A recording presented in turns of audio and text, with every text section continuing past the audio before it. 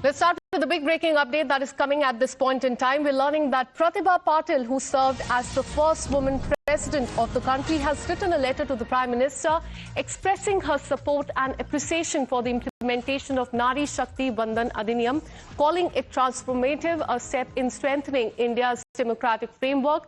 Pratibha Patil is a veteran Congress leader who served as the 12th president of the country from 2007 and 12. She became the first woman to hold that post, and her remarks are quite important because they just come ahead of the special session of the parliament that is set to take place tomorrow, during which the amendments to the Nari Shakti Vandan Adhiniyam 2023 would be discussed.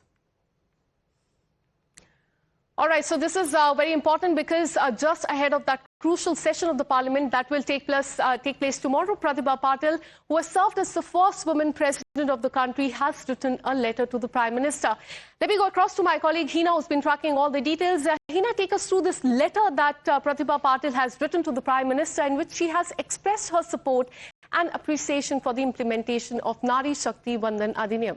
That's right. So this is the copy of the letter that has been written by Ms. Pratibha Patil, former President of India, first woman President of India, and she has extended her full support to the big reform that, the government is set to bring in. We're talking about Nari Shakti Vandan Adhiniyam. She has said that she is extending her heartfelt appreciation for the initiative for historic implementation of the Nari Shakti Vandan Adhiniyam. She says that this landmark constitutional amendment represents a transformative step in strengthening India's democratic framework by ensuring greater representation and participation of women in legislative bodies. It's going to be a game changer. Many prominent people have said, and this is what she also agrees with. She says that as the first woman president of India, I have long championed the belief that genuine women's empowerment can only be achieved by providing them equal opportunities to shape decisions that affect the nation. She says that this amendment is far more than a legal provision. It's a powerful affirmation of our collective resolve to advance gender equality, foster inclusive governance, and build a stronger, more progressive India. She says that, enhanced presence of women in parliament and state legislatures will undoubtedly enrich legislative debates with diverse perspectives, lead to more balanced and empathetic society policy outcomes, and serve as a beacon of inspiration for future generations of women to actively participate in public life. And she also says that, through this, we are also sending a clear and powerful message to the world about our unwavering commitment to gender justice and inclusive democracy. So, this is the letter, in fact, that she has written. Also, she's extended her best wishes and support. She says, I commend the leaders and all stakeholders who worked tirelessly over the years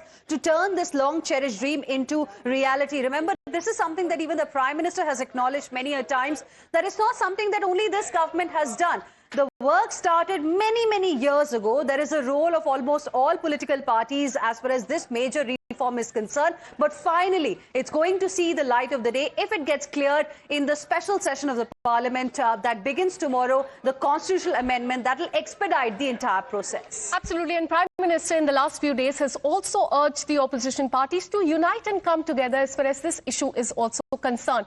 Thank you so much, Hina, for taking us through that crucial letter. Let me also go across to my colleague Mohit, who's been tracking all the reactions coming in from the Bharatiya Janata Party. Mohit, this is very important because on one hand, there are several Congress leaders who are raising concerns over the women reservation bill. But on the other hand, Pratibha Patil, who's a veteran Congress leader, has expressed her support and appreciation for the implementation of Nari Shakti Vandan Adhiniyam. Give us more details on this.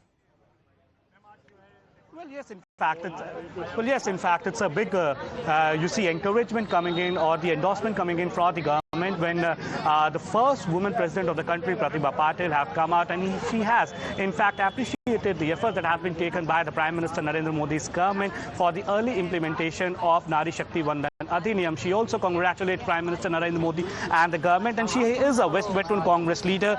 And you see, this is something which is very historic. It has been lying for past 3 decades. People have been talking about it. So when such an historic step is being taken, irrespective of your party lines, we see that people are coming out. And now Pratibha Patil has also joined in, saying that it's a great step that has been taken by the government. And she also says that she has always believed that if women have to be excelling in every field, they have to be given equal opportunities. So this is a big message coming in from the former president of the country, first women president of the country.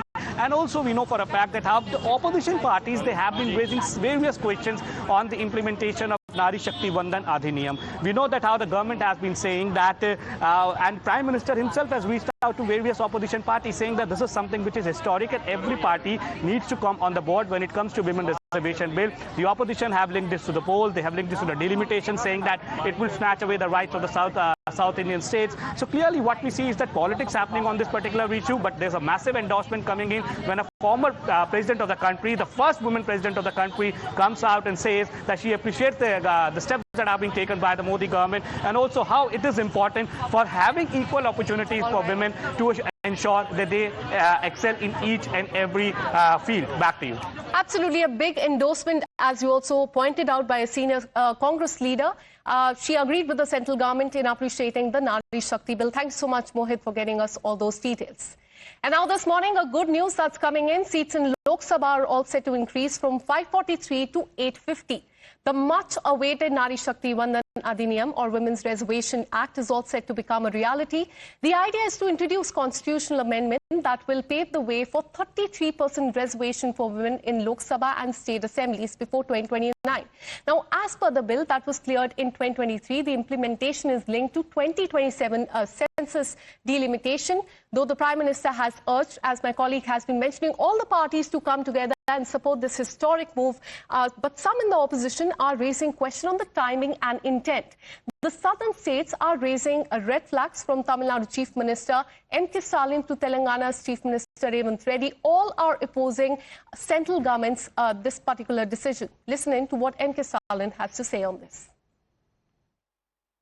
நாளை மறுநாள் April 16 நாடாளுமன்ற சிறப்பு கூட்டத்தொடர் கூடுதுன்னு சொல்றதை விட தமிழ்நாடு மேற்கு வங்க தேர்தலுக்கு நடுவில் வலுக்கட்டாயமா கூட்டப்படுதுன்னு தான் சொல்லணும். டீலிமிட்டேஷன்ங்கிற தொகுதி மறுவரையறை தொடர்பாக அரசியல் சட்ட திருத்தத்தை இந்த தொடர்ல புல்டோஸ் பண்ண போறாங்க. दक्षिण भारत में एससीओं को, एसटीओं को, महिलाओं को अन्याय करने के लिए भारतीय जनता पार्टी नरेंद्र मोदी जी आज कोशिश कर रहे हैं. तो इसीलिए हम लोग ये बयान देना चाहता हूं, मैं साफ साफ कहना चाहता हूं, दक्षिण भारत को आप अन्याय नहीं कर सकते. जनता के लिए नहीं, आदिवासियों के लिए, दलित के लिए, महिलाओं के लिए भी सीट जब कम हो जाएंगे उनका हिस्सा भी कम हो जाएंगे. कम करने के लिए कौन कोशिश कर रहा है? कोई पॉलिटिकल पार्टी के साथ कोई आप कंसेंसस बिल्ड करने के लिए कोशिश नहीं कर रहा है. All right, we have a breaking update coming in. Tamil Nadu Chief Minister M.K. Stalin has convened an emergency meeting of DMK MPs at 11 o'clock. So that will be a meeting that will take place to discuss the repercussions that Tamil Nadu is likely to face regarding constituency delimitation. So all eyes will be on that crucial meeting that will take place in just another 20 minutes. Because as we've been telling you, opposition parties have broadly supported women's reservation, but they remain quite wary of the broader implication as far as delimitation exercise is concerned. And in that backdrop, we're learning that in just some time, Chief Minister of Tamil Nadu, M.K. Stalin, will be conducting a meeting of DMK MPs at 11 o'clock today to discuss the repercussions that Tamil Nadu is likely to face regarding the delimitation exercise.